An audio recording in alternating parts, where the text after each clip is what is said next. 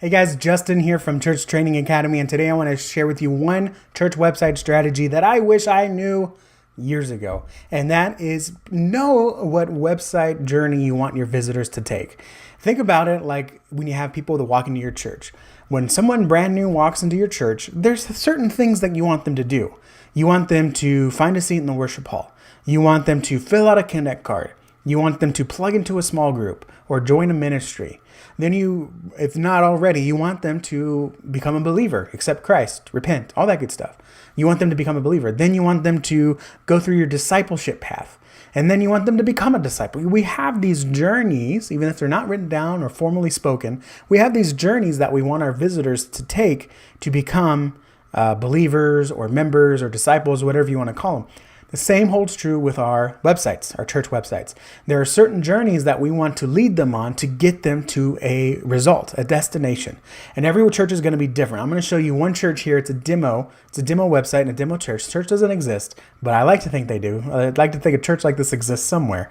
And their goal is to reach people who have been burned by the church. And I'll talk more about that later, but they have a certain audience in mind. And because of that, they guide their visitors, their web visitors, through a journey to get to a certain destination on the website in multiple different ways. And so let me show you this website real quick. Let me show you what I'm talking about. And then I'll come back for a wrap up. So here I am on a website. This is a demo website that I make and that I use to display different ideas when I teach on YouTube. And this one is Vertical Community Church. It's a fake church. Don't go looking for it. And if you are Vertical Community Church, I'm sorry. I hope it's not too similar to your own website. I don't think it will be. So this is Vertical Community Church. And before we get started, first of all, remember that you want to know who you're trying to reach first so you can use these website strategies. So for example, to give you just an idea, the Vertical Community Church is a church, in my mind, that wants to reach people who have been burned by church before. They've had a bad experience. Maybe they were forced to go growing up and it just left a bad taste in their mouth. And so you can see that throughout this website. And knowing that, Vertical has been able to choose how they want people to move through their website. Vertical is unique in that the first thing they want people to do is maybe not go to church, because since they're trying to reach people who've been burned by the church in the past, they know that getting into church doors is probably not going to be easy. So instead, they want to develop a relationship before they even step foot on campus. And this is how they do this. We come up on the website. You have the nice call to action. We're normal people just like you. We're not about rules, religion, or regulation. We're a group of people who found purpose in Jesus Christ, and we want to share their love. Okay, very much talking to the people that have been burned by church. And then there's the button here that says Discover More. So first off, they have their call to action.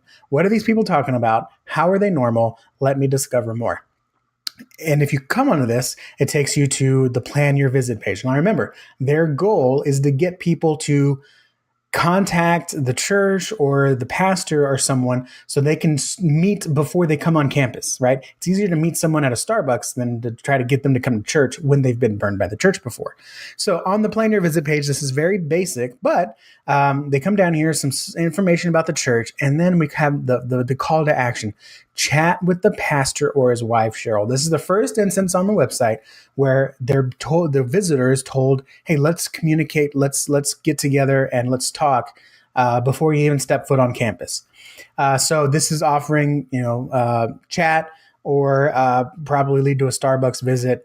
They just need to call or email and start the dialogue. Now, this one does have a little bit of friction by nature because the pastor is busy. So this one does rely on the visitor contacting the pastor. Normally, I like it the other way, and that's what the other examples are. But I just wanted to share that here that, it doesn't have to be like just put your pastor's number out there. People are probably not going to call it, but anyways, contact forms are usually better. But for this specific example, so now we got we're normal people just like you. Say they don't want to discover more. They keep scrolling and they learn about the church. And then we see some information about Vertical and then meet our staff. So if they want to meet the staff, remember their staff page is going to be the second most visited page on your website. You're going to see the leaders, and then up down here on the bottom, you have another question, call to action. Want to talk with a leader, and this one is a submit the form. So you can call or you can submit the form and actually choose who you want to speak with. And then the button says call me, right? So you put your information in there and then someone's going to call you back. Again, this is getting the initiative to speak with them before they step foot on campus. Again, know the audience. You're going to hear me say this all the time. Know who you're trying to reach and who you're equipped to reach. So this church wants to reach people who have been burned by church.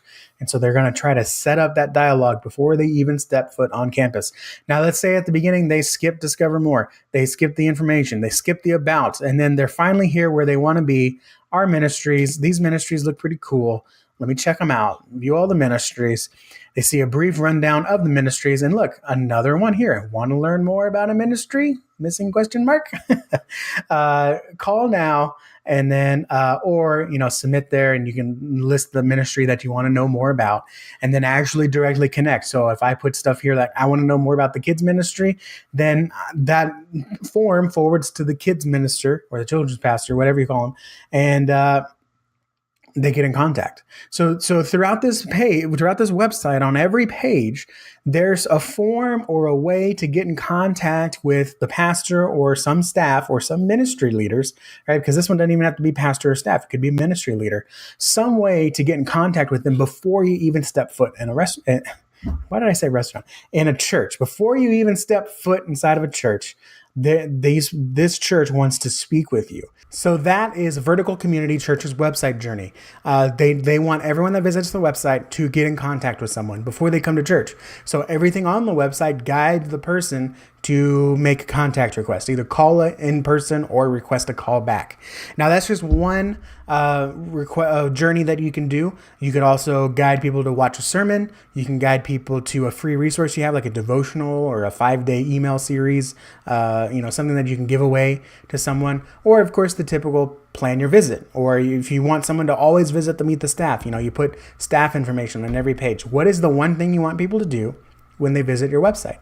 And for most of us, it's going to be plan your visit, but you can be a little bit more creative with that, just like Vertical was. So that's one church website strategy that I wish I knew years ago. And I've got one more for you. It's down below. If you're watching this on YouTube, there's a link down below to the full show notes. I'll give you one more thing that I wish I knew years ago, and it's going to change the way that people remember your church just based on how they visit the website. And if you're already on our page, hey, go and read down below. There's one more church website strategy that I wish I knew years ago. Would have made my website so much better, so much faster.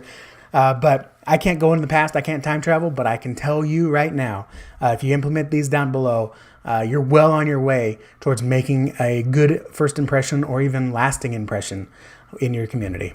So God bless, guys. I'm Justin from Church Training Academy, and I will see you guys later.